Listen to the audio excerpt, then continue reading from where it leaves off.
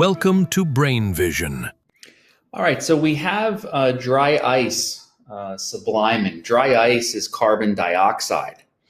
And if we want to know a pressure, we may want to use the ideal gas law, PV equals nRT.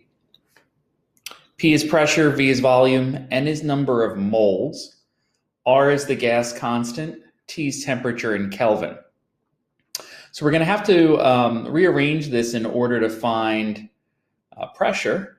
Divide both sides by V. But we're going to have to do some conversions. We don't know the number of moles, but we do know the number of grams of carbon dioxide. And so the molar mass of carbon dioxide is 44.01 grams. And so that will give us 0.0273 moles of our carbon dioxide.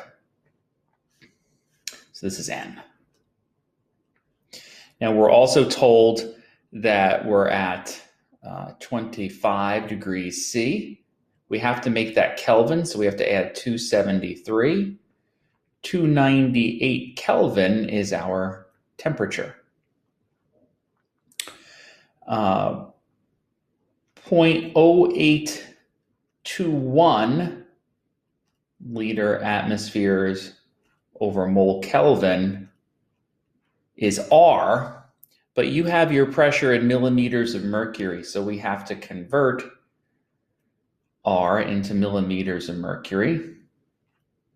There's 760 millimeters of mercury in 1 atmosphere. So that winds up giving us our value of R to be 62.4.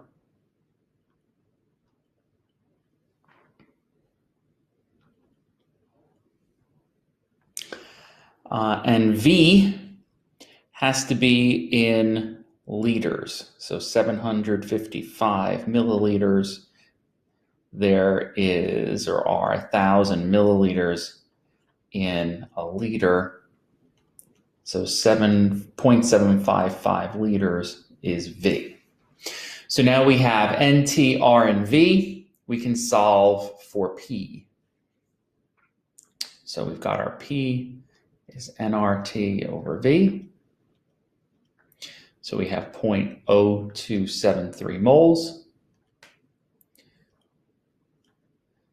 times 62.4 liter millimeters of mercury, because we made the change, over mole Kelvin, times 298 Kelvin,